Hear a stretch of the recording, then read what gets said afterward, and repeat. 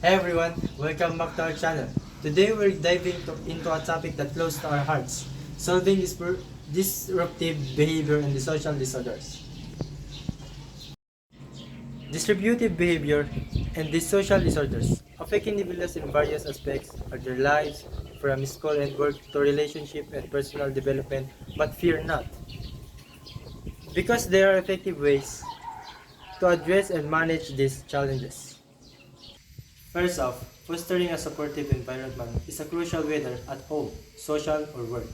Creating a service space where individuals feel understood and valued is a key to their success. Prevention is another impact aspects.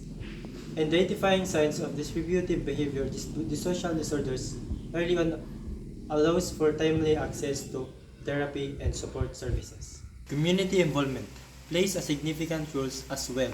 By raising awareness and providing support networks, we can create inclusive communities where everyone feels accepted and supported. But perhaps, most importantly, let's work together to reduce the stigma surrounding mental health. By normalizing conversations about disruptive behavior and the social disorders, we can encourage individuals to seek help without fear or shame.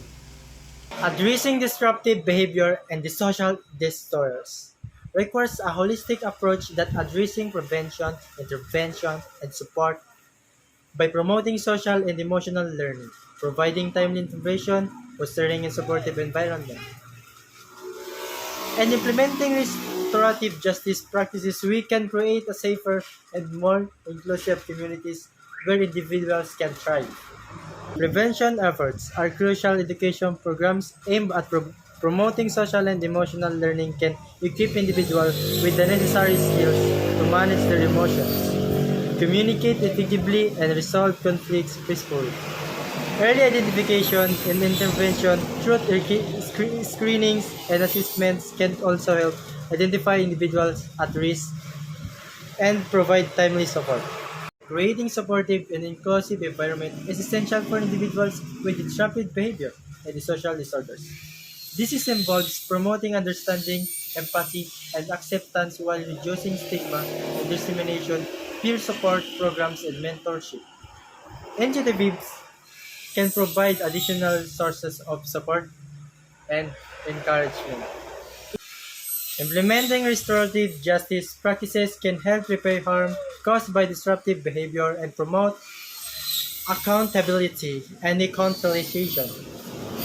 These approaches focus on repairing relationships, addressing the underlying issues, and preventing future incidents through dialogue, mediation, and community involvement.